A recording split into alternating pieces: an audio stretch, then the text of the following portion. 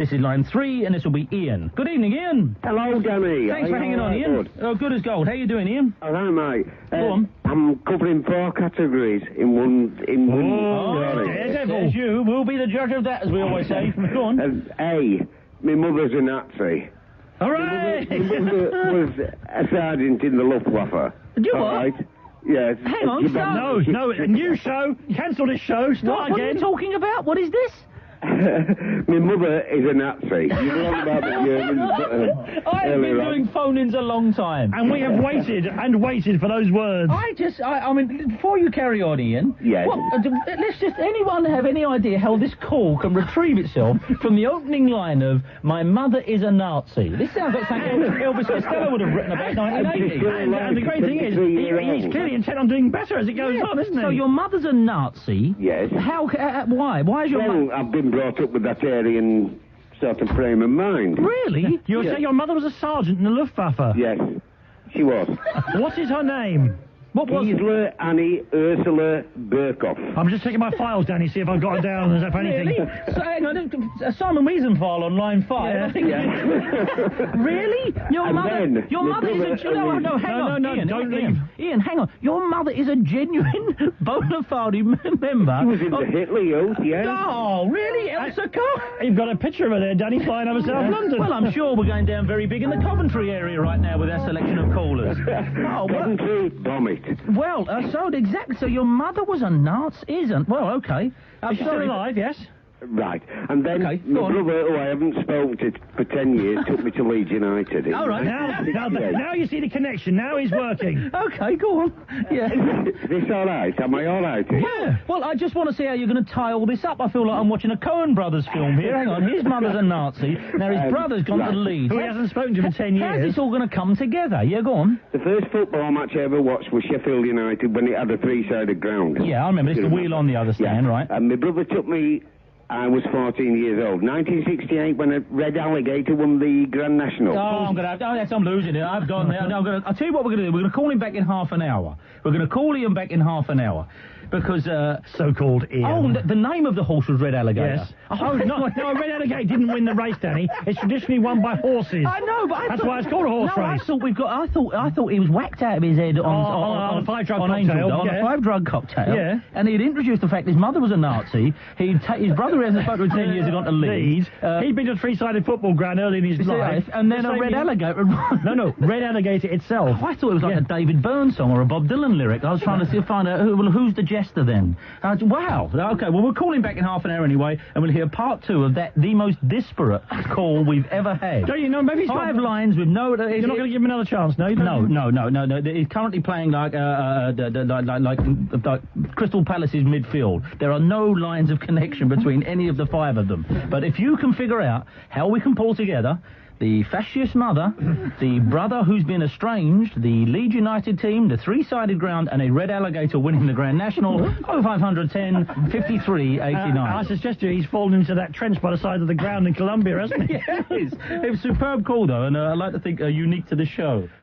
I'll tell you what was good, watching the, I don't know what, it's Budapest, right? Yes. The Budapest Athletics meeting. The European Championships. There you go. And again, did this morning, but the shot put and events, we heard it on the news, there was a fellow roping us into a story. Can anyone ring us? Because I don't only think of 4 events that are favoured towards fat people. Of course, your shot put. Yeah. And we're all... I mean, we have to be too polite, and quite rightly now, to point out that they're still quite brutish, the, let's say, not say men who do the shot put, aren't they? Whoa, I mean, none of you can concentrate. No, except we were watching the discus the other night. There's not a babe in the discus, well, she was a chipmunk-faced Russian. Personally speaking... I don't think that's a term of endearment. Oh, it is. Chipmunk-faced Russian? Yeah. Oh, yeah. Anyway, well, you've got the shot put. You don't share my private hell, do you? You've got the shot put. You've got the weightlifting. Sumo wrestling. Yeah. And what other? There's one. Tug of war. You must be pretty. That's not an Olympic sport, though, is it? It is now. Oh, right. So tug of war. Yeah, fat people. Sports that favour fat people, and we've got to get this whole fat people Olympics thing going. I think because watching a 100-yard dash for people 18 stone and over. Oh, man, you'd sit indoors. Yeah, you'd sit indoors. You think, and the 100 yards was done. The new record time of 1 minute 25 seconds. The 100 metres, right? You'd think, and it'd be I'll have a go at this. This sport for all. You'd think, I think I'll have a go at that. And I was watching 1 minute. I was watching the marathon this morning. You know, when they run by and get their drink after about 10 miles? In the fat people's 100 metres, they'd have the drink stations and the alongside pies, as well, wouldn't and they? the pies, of course, yeah. Fat People's Olympics, got to get behind it. All right. South Park last night, the pies. Can I just move it away from football a little bit, even though we're going to... a little bit. If you've got any events, and be serious, don't be too fantastic, because that's easy. If there's an event you feel, you know, because there was this thing in the Olympics they had when they ski along, but with... biathlon. With the archery going on as well. Yeah. That's not a sport. So anyone who's got anything to say, listen, this could work as a sport, because I think 100 metres for people 18 stone and over is just waiting to happen. No more shaving hundreds of a second off. We want people... And what about this drug that allows you to sit on and watch more sport on television or something? Yeah, I don't know. Yeah, I know, and gives all the effects of just having had sexual intercourse. Sweating face, hard workout. Okay. What's that letter, Dan? This is a great letter, actually, because it's going to set something other phones got. This is from Angus of Leicester, who, just talking about the music the team's run out to now. Oh, yeah. Now, attention, no, keep it playing, keep it playing. Attention, supporters of Macclesfield, Blackpool, Bury, Brentford, Chesterfield and Scunthorpe. Clubs who have no run-out music. No. The players just slope out with their hands in their pockets, taking a tin along in front of them. Surely they must have this. No, feel free. This is Carl Denver, Wimaway. It's available on Brentford. Ultimate Country Greats. It's just come out on the Telstar label. Give us those teams again. Macclesfield. Hold it there. So this is Macclesfield coming out. Here they come. Who's the second one? Blackpool. Bury. Brentford. Chesterfield. And Scunthorpe. There you are. There you go. The point is, he says every other... The record stopped playing at that point. He must have thought it was another one. Every other team has run out music, but just we'll get them all. Let's have an update on this. If the world is not aware to what you're... Can I just say, Tranmere? Yeah? The Rockford Files? They don't. They can't. No, they don't. How does it go, Rockford Files? Hello, I'm Jim Rockford. It's big band blasting whatever out. it is. They come out to the Rockford Files. But unless you know better, top of the list goes Clyde Bank. Who come out to... Well, once again to Clydebank for today's match against Falkirk, and the team will be running out soon, so I'll just put the record on. It's Radiohead's Karma Police. No, they Radiohead's Karma Police. They can't do. So maybe one time it was playing as they came out. We need to hear from Clydebank fans. What do you know about run-out music? Come on, everybody. Millwall used to have... We have Shoe Shine Boy now, which was the original, and they've done it again. But I'm sure in the 60s there's a piece of music that used to go... It was on Animal Magic, and it used to go... Dum, dum. No, that is Animal Magic. Oh, I can't think it now. Hang on, it's on the tip of my tongue. It goes... That'll do it, Ladies and gentlemen, on line one is somebody called Joanne. Joanne, are you a first-time caller? I am, Dennis. Somebody stopped me in Oxford Street just before we came up here and said... John Gregory, right? I mean, poor old John. No, it's not John Gregory. We're not going to disallow any others, but no, it's not John Gregory at all. And taxi drivers, A, stop stopping in the street to ask me. Oh, no, they do, yeah. B, stop stopping outside my house to ask me. No, two taxi drivers, I was stood outside the house. They pulled up as though they just pulled up and said, now you've got to tell us, boy. Well, there is one development this week, Joanne, that you're not aware of. Which is simply staggering. Somebody who works on the show, a male, emailed all of us this week and said... that a woman who he dated for a very short space of time is a friend of yours or something. I know this. Oh, well, yeah. And he told me. And not only that, but the word, I mean, she has confirmed to him everything. That it is all true. Yes, I mean, I've never doubted you for a second, but a lot of people do, and they say... I doubted you for a second, Joanne, and now I apologise. I've had dark nights of the soul over this, Danny. Okay, so the foul rag and bone shop of the heart. But nevertheless, I've always stuck there, and I've said, no, I think this is all happening. And as I say, through a third and fourth and now a fifth source, someone said, oh, no, all true. So sorry, Joe, but that's what it took. But you know what I'm talking about, do you? Yes, I do. So now we can literally pull up our seats and say everything you're about to hear is based on absolute fact. What's the latest developments, Joe? Where have you been? What have you done? Well, Beau Three's only just left about half an hour ago. Really? Yeah, we overslept and he's late now. Handy fixtures. He stayed the night, did he? He did, yeah. Was any good? Oh, she wants to say no. I thought she just said yeah. He's listening on the car. You're wretch. You're nowhere near as good as you think you are. We've all seen that when Harry met Sally, and Joe, I believe, originated that nonsense. Wow. Okay, so he only went about half an hour ago, eh? Yeah, and he's left a note for you. Oh, was he? Oh. Does the word trap and shut anywhere, didn't it? Well, yeah. Shut your trap, you fat gits. Yeah, something like that, yeah. Go on. Well, I wish you could see it. It looks like it's been written by a 3-year-old. I can hardly read it. Oh, he did leave in rather a hurry then, didn't he? I see, yeah. It says, Dear Joe, please use any, and I think that's influence, yes, you have with the Dans to get me on the telly. No! Please emphasise, but with 2 F's. No, you're joking. It's not spelled with 2 F's. It is. Please emphasise I am very witty. Well, thanks. Now, hang on, write down, Dan. Who am I talking to? Who are we talking about here? 1 second, Joe. Write down who we're talking, because I'm genuine. You know me, I'm like a child. From moment to moment, I forget the order of these. Oh, right. Right. Oh, so what does he want, now, hang on, let's have a think. Where can we get him on TV? I could certainly... Under the Moon, of course. Let me ask, has he ever been on there? No, he hasn't, no. Oh, okay. He's never been on there. He could certainly come up to the bar at TFI Friday, couldn't he, Joe? Yeah, well, he could squire you. His master plan is a hair advert. Is it? It is what he's desperate Is this what for. football's come to? One time, I dream of holding that championship medal in my hand. Now it's, come on, Vosing, and get me. And so now we know it's Steve Stone. Really? Yeah. Has he told you this? He has told me this, yeah. Well, he's only got to overtake bloody Jason McAteer for the big bucks here, hasn't he? No, Jason's gone. Jason's gone. He's not doing that campaign anymore. What's that? Well, I always thought with that campaign anyway, it was a half-hearted campaign, because only had footage of him playing era, didn't they? Yes. So obviously Liverpool said you're not having any footage of that, and I always thought, I would like to have seen the list when they started out of footballers they wanted to do that advert, and, I think they came down to Jason McAteer, he's gone anyway. Now, when did he tell you this? He told me this about a week ago because... How? Where did the subject come up? We were watching TV and David Ginola's advert came on. Of course and he did. He started swearing and... Did he? Threw a cushion at the TV. I hate him. And Footballers watching other footballers doing ads, they get furious. And then he said, don't you reckon I'd be better on that? No, I don't know. And also when we got into the conversation... There's nothing worse than male vanity, is there, Joe? I know. Yeah, which we're hopefully free of around here. Yeah. Nature has seen to that. But so you're sitting watching it, and he said, "Well, that's a very revealing thing." He basically said, "What a tugboat," and chucked a cushion at the telly. I actually think Saint David. But there wouldn't be any trouble with this fellow doing a vanity ad, would there? No. None. No. No, there wouldn't. No, he'd probably be pretty good. So we have to use whatever influence we have on the big media. I'll get him this gig, but the thing is now, if a new footballer suddenly pops up on the television, everyone's going to say, aye, aye, Yeah. aye, aye. Oh, no, he slept his way to this job, they're going to say. So what else has happened, Joe? Anything else? Yeah, I went to a party with Beau Three in midweek at my old club. Yes. Where he works now. And in the bar where I used to work, somebody's pinned up a picture of a naked man and a picture of my old manager on the head.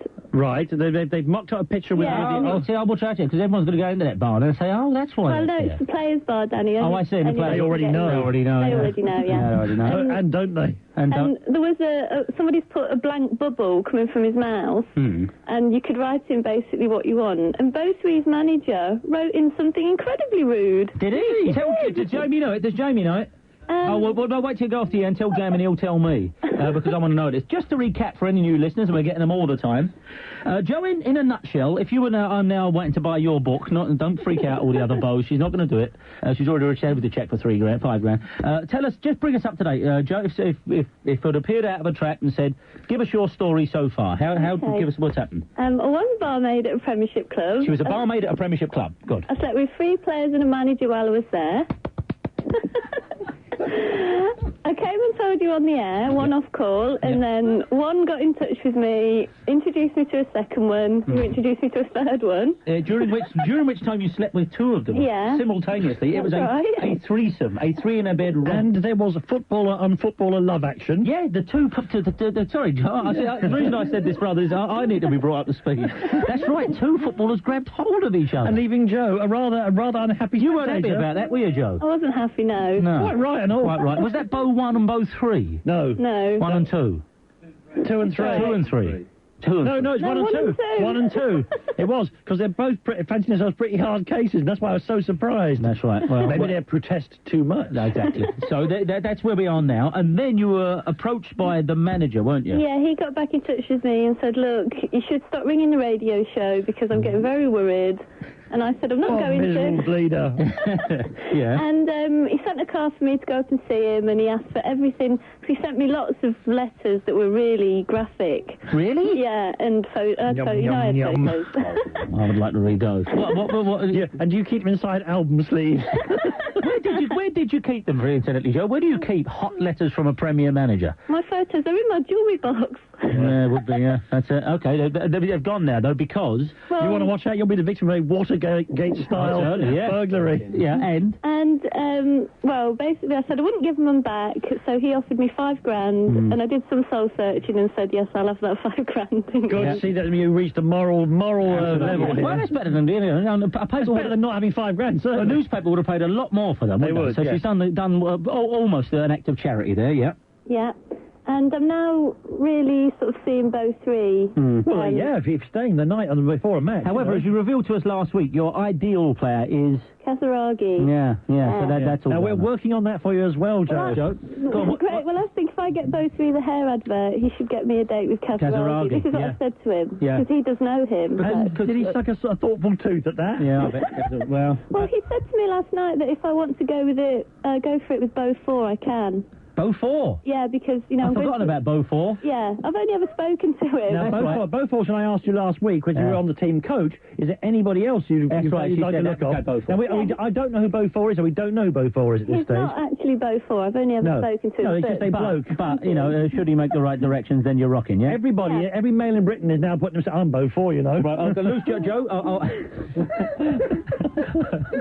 No, I'm Spartacus. So tonight we'll be back with Joe. She always updates us, because sometimes things happen in the afternoon. They did the other week, so we were back with Joanne tonight. And the Beau 4 thing is I think it could happen. I think it's because I think Beau 3 might be a little more attached to her than she thinks. He's been hanging around a while now. Is he the one who took her abroad the other week? No, that was Beau 1. Oh.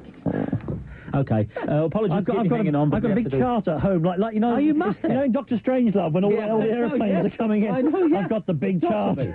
See, the thing is, when people stop me in the street and say, "Now come on, you'll see the big board. Just tell us who Beau 2 is," and I have to go. I always go, I can't tell you because I'm serious. I can't tell you. I can't keep track of this. I like Joe so much. I fear I'm going to be absconded late in the night by one of the national newspapers and tortured. Well, not too, they won't give you enough money. All right, we're going to take another break. And then remember, Joanne, I know that the figure I've got to aim for is $5,000. $5,000? We're going to be right back, and I promise you'll be your call. Yeah, yours. Never mind Germany and the current German league. This is a list of European players from my 1987-88 European Football Handbook. And are they filthy? No, they're not. They're brilliant. Right, they're brilliant. I told you about Mary Cremau already. Oh, you didn't see who told him off the air? You told me. Oh, did I? Yeah. Oh, okay. Well, Racing Club of Paris in France had a goalkeeper called Mary Cremau. And I'm just going to go through the best of these. Lambic Wawa. Adik Koot.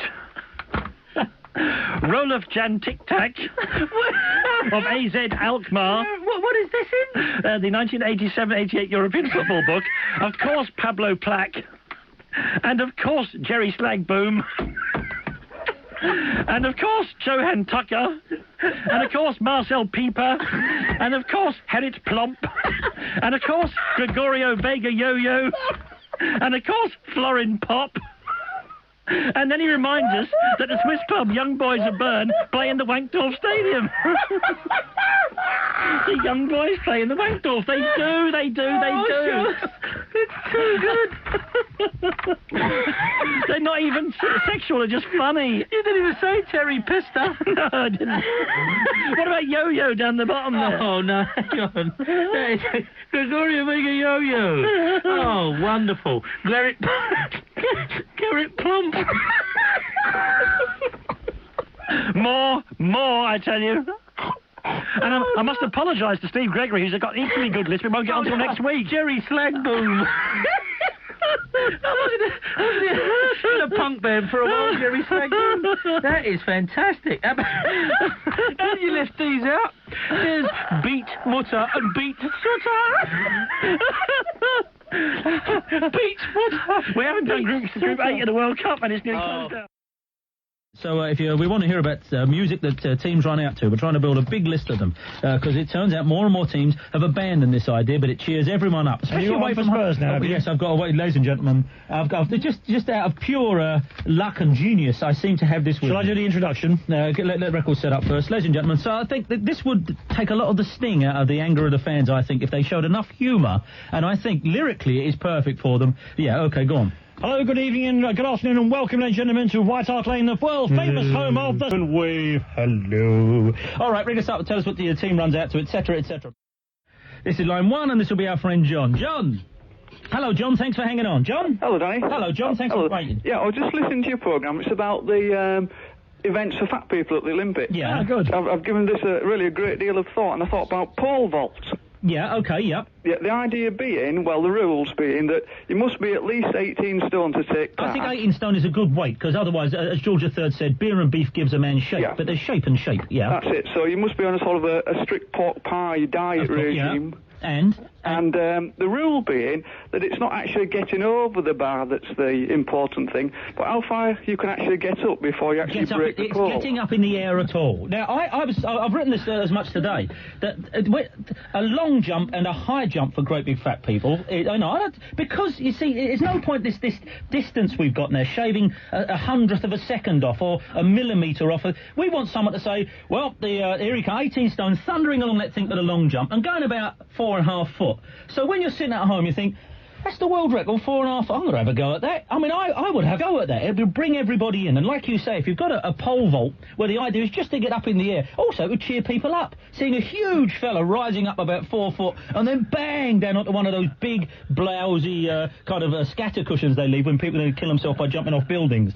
Well, the excitement, you see, would be trying to work out how high you would be able to go before the pole actually broke. You know, the pole that they used to jump over the bar with. I don't think the pole would break. I think it's just these actual so-called athletes who break the pole. I think a big fat fella would hang on to it.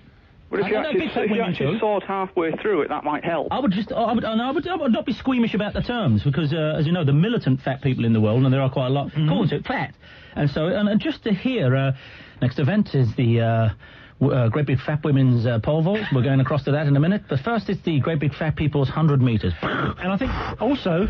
We're steaming... We're having a blow halfway. There should be a little zone halfway down. The heart of a blow zone. I speak as a possible entrant myself, but you could also have the Great Big Fat Blokes Marathon in the middle of the summer, because you could have a separate contest which will finish first, the marathon or the test match. That'd be good, wouldn't it? Have it around the test match. Yeah. Diversion. I was looking at the walking as well. Yes. Oh, is it? Walking? They're running, those people are running flat out. If you want... Oh, it's seriously, Olympiad. It's great when they stop on to them, though. How people great. like me and me Dan will show you how to walk, all right? Yeah. That'll be... I'll tell you what I'll do. Miles. I'll go from one end of Oxford Street to the other. I'll show you walking and dawdling. And record shops along the way, popping into record shops. But if they want walking, then they should have great big fat people walking. They should say, it's 9 o'clock in the morning now. We'll see you there about 1 o'clock tomorrow. That's a walking event. I'm just going to say to you, that bag there, my bag.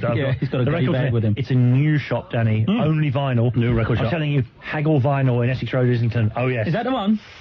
Very good. Fixes him. Yeah. Bung someone through there, Phil. This is line 3. We're asking if you come up with any other new any other sporting events that you think would cheer people up. We certainly want to hear about that. Terry, thanks for hanging on. Terry. That's all right, mate. No, my idea is a fat person's diving competition. And you get all the judges sitting around the bottom of the pool just as they're diving in to see... No, see, I go for a displacement measuring device here. Yes, round the edges, you click the water like it hits a knockout. You see, when you watch diving on television, professional diving with the slight little Chinese... They mark it on how little splash there is. What's the only interesting thing about jumping in water? How much splash there is. In real life, that's what you do. Now, I'm ahead of you here, and I did act, and again, I've touched upon this morning. If you had, you don't even have to reinforce the ball. That's not, you don't need, we people of girth are certainly not going to break any balls. And imagine the amount of bounce back you all you do, and you get to, as you're probably ahead of me here, Terry, you walk to the end of the board, you've got to be blowing all the time, because getting up the ladder's going to do you. That's right, it's going to take you about half an hour to get there. And then you just stand with your back to the pool and let yourself go, and as you go off, you have to make that noise. Just like all the whales as they come up at... Who's going to turn it off? In these sea worlds. Be a lovely lovely view, wasn't it? Yeah, I also, I mean... That's it, one of those big glass things like a SeaWorld. You're absolutely Also, I mean, whereas too much namby-pamby about animals, the fat person's Grand National is going to be fantastic. The littler the horse, the bigger the... Yeah. All I'm saying is, it's not going to happen. One of those thoroughbred horses, It would cheer people up. As we know, and as somebody's quite rightly pointed out, the chief fat people events are the shot put, the hammer, the sumo wrestling, the weightlifting, and keeping goal in the lower divisions. Thank you very much. Jason Dean, who sent us a thing about the puppets, sent us a thing about swapping a ring for a fishing rod. But now, he has named the football, so I'm going to go... I mean, there's nothing scandalous in this. It's just that his memories of an evening in 1993, after Rangers and Hearts had drawn 2-2, Duncan Ferguson turned up at his local pub, The Ranch, in somewhere outside Glasgow, blah, blah, blah, blah, blah. He remembers 5 facts about an evening out with Duncan Ferguson. He said, I was with him all evening. Okay. Fact 1. Dunk has a very poor short-term memory. Despite having a simple name, he wasn't able to remember it. That's him, Jason. He spent the entire evening calling me Rangers because I happened to have a bluish-coloured shirt on. Okay. Fact 2. Rangers. Even though he is a towering man that can reach from one end of the table to the other, he is simply one of the poorest pool players on this earth. The fact that the cue makes contact with a white even amazes me. If he ever offers you to play for money, which he always does, take the bet. It's the easiest £20 you'll ever make. Right. Fact 3. One of the most awesome and strangely repulsive sights of my life was to watch Duncan Ferguson as he described a certain sexual activity that had happened in the previous evening. Even now, I wish that I could forget. Please, God, let me forget. Yeah, please, God, described with let actions, me I suppose, forget. yeah? Oh, yeah. Then they go to the loo together. Oh, man. Okay. Duncan's action while stood at the men's stall is the following. He tends to bend up and down at the knees, using the full length of the porcelain available, with a cry of, way up, way on the downstroke, up on the upstroke. There's a drawing of him doing it. Way up. Don't show me. Down the bottom. It's a very... the man can draw, all right. Way up. Way up. The other... our friend DJ says, the other way round would be simply silly, wouldn't it? And it was at this moment, in between way and up, Duncan admitted, after a few more cold drinks, that he would like to have the Rangers crest tattooed about his manhood. Wow. Yes. He said, that is because I am so loyal to Rangers. Yeah. I don't know if he ever did. I like to think he did, says Jason. Well, I don't know. If I was a man who'd been called Rangers all night and suddenly I had someone say that to me, I don't know. Yeah, thanks for giving me He's not only drawn it, he's put a real Duncan, he's cut out Duncan's head from a magazine and put it on it. So Duncan's no good at pool, can't remember it, just calls you Rangers and got a blue shirt on. Memory and goes, way up, way up. I'd like to say he's the only person who probably did that, but I don't know. OK, it's 7:20. Bung someone's through. We need to get the Nazi man it's back Ian. Now, last we spoke to Ian, he had told us his mother was a former member of the Nazi Party. She's still alive. She was in the Luftwaffe. His brother, he was estranged from, was at a game at Leeds. We never went down that avenue. He told us he was then well, we'll go back. What line's he on? What line's Ian on? What is it? He's on line 2. Ian? Hello, sir. Hello, Ian. Sorry to lose you last time, but we like when we get a real live one, we like to break the call up a bit. Thank you Ian, very much. Your mother is a Nazi. Correct. The Leeds United connection was with your brother, who you haven't spoken to for 10 years or something? He took me to my first football match. Oh, I see. I gotcha. But you haven't spoken to him for 10 years now, have you? No. OK. Then you said about Sheffield United. What was that? That was another football match he took me to and left me on my own. He left you on your own? Yeah. Oh, I see. So it's elder brothers being rotten to you, is it? Yeah. OK, now, how old were you when you left you on your own at 14. You were 14? Yeah. How far from Bramall Lane did you live? About 40 miles. And he left you there? Yes. On purpose? I think so. You probably had to go out with your mum and hand out leaflets. I think it's something to make you, more manly. Well, whatever. He left you how did you get home from 40 miles? Well, I happened to find a train station. Yeah. By following the crowd. Okay, well, I'm going to ask you. I'm going to ask you, but this will probably be too late for this week. But what is the furthest anyone's ever walked home from a football match? What is the furthest anyone's ever walked home from a football match? Anyway, carry on, Ian. No, I'm not asking you. That wasn't a direct question to you for money or anything. So Can I just say that it isn't that actual match. He took me to one at Leeds United. Right. Played Sheffield United in the FA Cup in 1968. Yeah. And I got crushed between the barriers. Yeah. And the next thing I realised, I was being carried over people's heads to the back of the goals. Right. And on a stretcher. Peter Lorimer were warming up. Yeah. And he hit me on the head with the ball. Peter Lorimer hit you on the head? Yeah. What, I mean, about 75 miles. And that's when a Peter Lorimer shot was worth a Peter Lorimer shot. I'm going to say, I'm going to lose Ian then. Thank you very much, Ian, for all the ingredients you brought us. One thing we should say about Ian, when he was 14 and it took him a long time to get home, Nazi mum wouldn't have been too concerned about him because he probably took his father about 4.5 years to get home. But what he said there about Peter Lorimer, we said about the Pele thing, if you're going to get hit on the ball, hit on the head with the ball, Peter Lorimer, now you're talking, as I say, people are notoriously... No, he was the hot shot, wasn't he? Already when you've been held, especially as you're being hiked over the crowd's head on your way out, the least Peter Lorimer could do is withhold his shot for a minute when a 14-year-old boy, Nazi mother on... Yeah, wearing a duffel coat and a Nazi armband. I'd say, but Lorimer might have known. He might have said, well, there you go, like the Russians said, we must dig them into the earth. And because what do we know about Peter Lorimer? Oh, go on. After this incident, he became a Jew. Did he? Peter Lorimer went to play in Israel, married an Israeli woman, and became Did he Jewish. Really? That is a fact, Jack. Well, again, I don't want to say the two incidents are related, but nevertheless. It'd be a strange old world if they weren't, wouldn't it? No, but there's karma for you. But there it is, and that was Ian, who half an hour ago came on the air. The reason, of course, I know that is because there's endless discussion. He had himself circumcised at 37 years of age. Isn't it? Judaism is one of the chief religions on the planet. It's a marvellous story. It's about dedication, love, and devotion, and it takes a lot to learn the Torah and do the whole thing. But all men ever think of is, I wonder if the old fella clipped. Oh, I wonder if that. And that's the first thing, and there it is. But Peter Lorimer, so okay. Yeah, that's all I wanted to say. That was Ian who came on, and it takes a lot to stop me in my tracks on one of these shows. Who came on the air and said, by the way, I'm tying up a few things here. Firstly, my mother is a Nazi. Then used the past tense, and I said, well, what, you don't like him? No, literally, in the Second World War, she worked for the National Socialists in Germany, and he was dead serious. So there you go. We're indebted off the fax machine then from Ken Bates. He says the cab driver, not the Chelsea knob. He spelled with a K, certainly, but there you go. What? That's what he suggested for fat people. Oh, yeah, of course. We've been wasting our time, haven't we? Of course, because we're looking at outdoor pursuits when the very big one lies in front of us, doesn't it? There's the trampoline.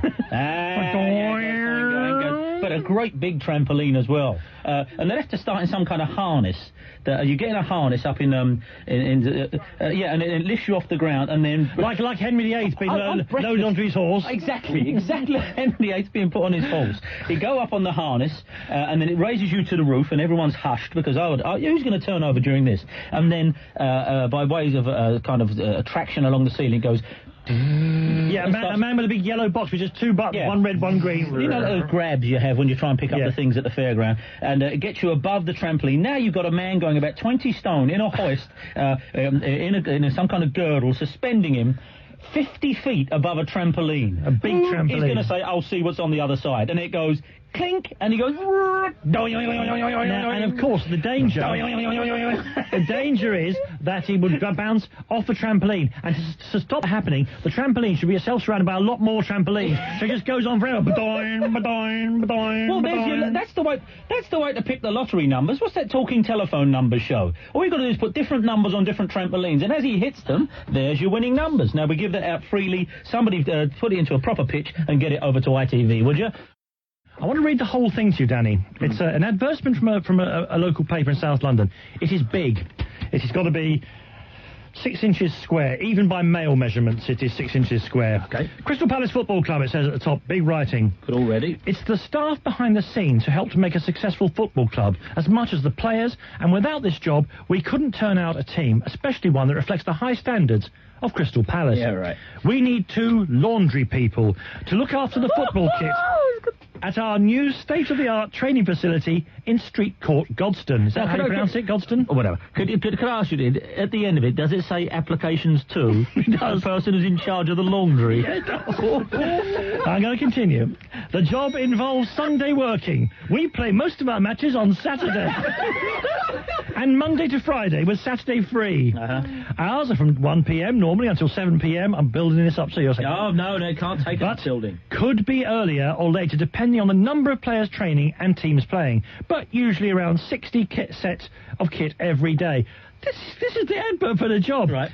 We're only one paragraph away now. All right. If you have transport to get you to Street Court, which is beside the Junction 6 off the M25 motorway, and would like an unusual but vital job in the busy life of a professional football club, drop me a line and tell me why you could help us to be the best turned out club in the league. Steve Coppell! No! Steve Coppell, Director of Football! That's what the Director of Football does! That's what the Director of Football does! Application should be made to Steve Coppell. Yes, it says if you want to work in the laundry, drop by and have a chat with Steve Coppell. Director of Football? Street Court, Rooksnest Farm, Gosden, Surrey. Oh, no, Steve should not be in an ad about dirty socks and jockstrap, should he? He was managing the team in the Premiership last season. His name was up for Tottenham at one point, as I remember. His name's been linked with many major clubs. He's a cheating manager, people used to say. And now he's got a softness is a thing called comfort. That's about all he knows. That's Whoa, yeah, exactly. The doorstep challenge. It's written in the first person. Come along and have a word with me. Have a with Steve. If you've got transport, though, they won't provide any transport to get you out there. Steve will be saying, I don't want to step on your toes because it's your job, but you can wash that at 40 degrees. It says you can't, but you can wash that at 40 degrees. Yeah. Oh, wow. And don't use one of those little ball things. They don't work. No, they don't work at all. And that machine over there, it takes forever to spin. You can shut that one down before it... Who sent us that? Is it on the back of it? It's a little That's letter. a superb thing. Ladies and gentlemen, it's from Freddie the Fish. Freddie the Fish. He smoked fish. It says, it's nice to see Steve's finding his level in football management. It is. It says, now, we need 2 laundry people to look after the kit. All applications, Steve Coppell. Old Mother Riley now, he's a washerwoman.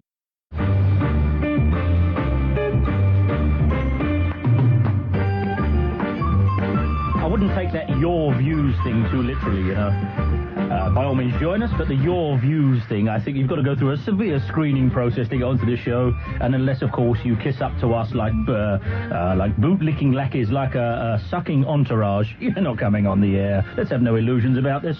0345 909 693. That'll be the number if we were on Radio 5. Yeah. However, we're on 1053 1089 Talk Radio, and you can ring us on 0500 1053 89. But that would be the number if you don't want to go through the screening process. That's it. There you go. Genuinely looking straight at the producer's face and gave that Radio 5 the number. Oh, it's an acid flashback. Come on, we're all of that age. Oh, it's Joanne. Joanne's back. Now, anyone who heard Joanne's adventures this morning, what line's she on? All of them. Right? Look at the phones tonight. Ladies and gentlemen, Joanne. Hello, Danny. No, that's not Joanne. That was somebody that That was a rat bag. That was a rat. Hang on. Oh, no, I've broken the knob. Oh, write your own joke. Joanne joke there. Joanne. Hi, Danny. Good evening, Joanne. Now, Joanne, this morning's instalment I thought was pretty ripe. It was a pretty good one. Because as we've done a little bit of Mulder and Scully work on this and found out that everything you tell us is absolutely true. Yeah. But we would say that, but genuinely, as I say, I never doubted you, but Danny did. And we now found out through an independent third source who knows an acquaintance of yours that none of this is bogus. But having doubted you and found that it's all true, it's made me very happy because there's more rejoicing in heaven over one sinner who repents than 99. Absolutely right. Now, for some unknown reason, the 999 good men are just cast aside when sinner bowls up and says, I'm all right now. Well, as we know, what kind of God is that? When the prodigal son returned, never mind all the other sons who were there waiting, and they were sitting there with beans on toast. And he got a fatted calf. He got a fatted calf. That's over £1.50 a sausage. All the rest had calf. He got the fatted calf. The rest had to make do calf. Yeah. Okay, Joanne, anything you left off this morning? Well, I've got an update for you from this morning. Update already? Yeah, something on Beau 4, prospective Beau 4. Okay, yeah. my daughter Bonnie here, 15, Bonnie's in the studio. I just want to tell her, this is a lady who rings us up every week who is Britain's the best-loved Sheffield Wednesday supporter, and she rings up every week and says, and she washes the team's kit. By the way, Sheffield Wednesday is not the clue there. No. I'm steering clear. You know how you feel about Manson, the group? Hanson. No, not Manson. No, Hanson.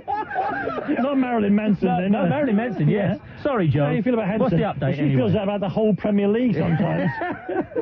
So go on. Sorry, Joe. Okay, well, I've also got some disturbing news and a warning for Danny Kelly. Oh dear. Carrie, what's the update from this morning, by the way? Well, Beau Three was angry with me that I read his note out. He told me to tell you off the air. Just because you said it was... the Beau Three, who... let me write this down for you, Dan. See if I've got it right there. Hang on. Yeah? Yeah. Okay. The very famous Premier League footballer, you told us this morning, left you a childish note. What word did he put 2 F's in?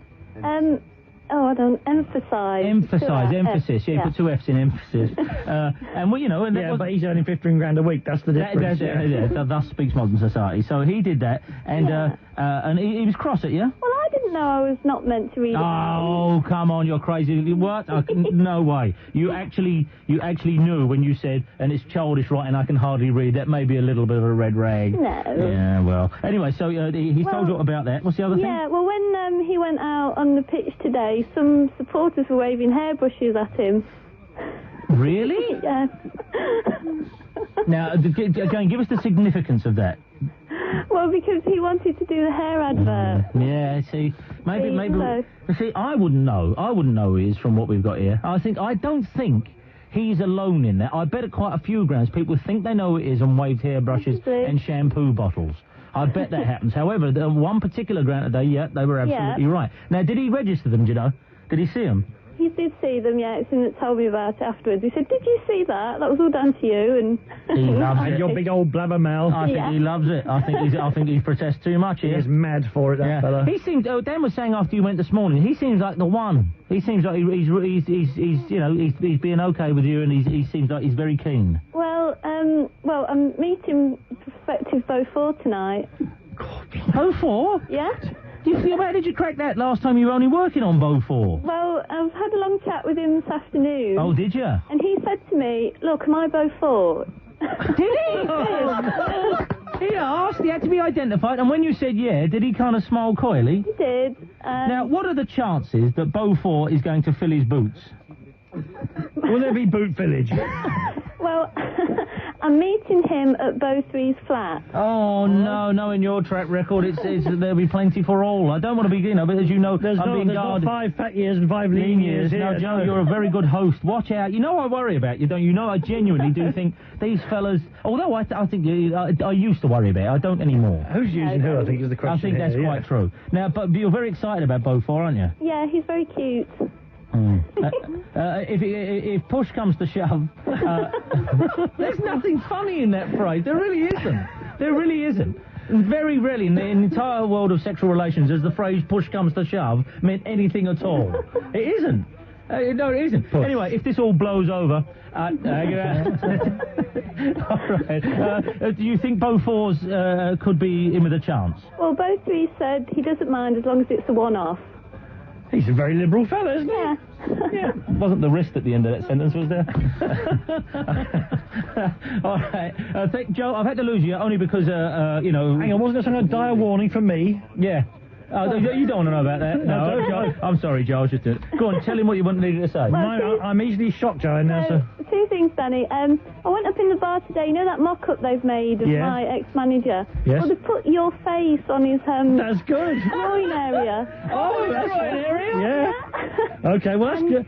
I can live with that. Worse things than that have happened to me. Now, this is a rotten phrase they put out the very, very, very famous manager's mouth, isn't it? Hey, onto whose groin I'm now attached. Footballers are wags, aren't they? Very funny. I've got a warning for you, Danny. Go on. From what I've heard this afternoon, there's going to be a lot of footballers trying to ring your show on Wednesday, and you know why. Well, oh, my God. So be careful. And their wives? I know, and I know why. And you know why? Yeah. Yeah. I'm going to write... Hang on 1 second, everyone. Dan's just writing a note there. Joe, thank you. I can't even say the Joe. Joe, I want you to get at least some kind of address. We want to send you a big Christmas present from the show. We really do. Hang on 1 minute. What line down? Oh. How did that happen? I don't think that he has connected the whole my media empire. I think he must have. What, you think he's unaware? I think he probably is, yeah. Nonsense. Well, hang on. Sorry, everyone. Hang on. Yeah, that's him. Well, he obviously knows what's going on. The radio show. Yeah. Don't forget I'm tucked away late at night. Yeah. Oh, you think until... He doesn't link this with that. Oh, you know, then... Every on Paramount is the David Letterman show. It's on at midnight, so sometimes I miss the first hour of your program. This week I'm not. Before you go to bed and miss the second hour of it. This week I'm not missing a second of it. Oh, I've got 5 videos. Oh, no, I know. All right, that's right. If those players are going to ring you up, now I know why. Ladies and gentlemen, last night we went on to films that include pies. Yeah, we'll come back to records now. Okay, but last night's had The Pie Who Loved Me. Yeah, the pie giving from the cold. In this case, I'm going to make it worse for you by reading out the name of the artist first, so you'll know what's coming. That'll make it worse, I believe. Here we go, ladies and gentlemen. These are from Jason Jandu in Wellingham, Kent, and there are millions of them, but I'm going to read out only the highlights. Okay. Pie's music, please. Herb Alpert, This Pie's in Love with You. Shirley Bassey, Pie Who Have Nothing. The Bay City Rollers, Pie Baby. Sarah Brightman and Paul Miles Kingston, Pie Jesu, actual title. Alice Cooper, No More Mr. Nice Pie. Bob Dylan, The Pies They Are A-Changing. Electric Light Orchestra, Mr. Blue Pie. Crystal Gale, Don't It Make My Brown Pies Blue. Roxy Music, Jealous Pie. Shalimar, Pie Can Make You Feel Good. Denise Williams, Let's Hear It for the Pie. Gusty Springfield, I Close My Pies and Count to 10. Topol, If Pie Was a Rich Man. Dennis Waterman, Pie Could Be So Good for You. And top of the list, I think, this week, Thin Lizzy, The Pies Are Back in Town. Very, very good. Well, that's from, that's from... superb. From Jason Jandu in Wellingham, Kent. He said hundreds and hundreds of them. Well, ladies and gentlemen, that brings us to the close of our very, very keenly fought playoff special.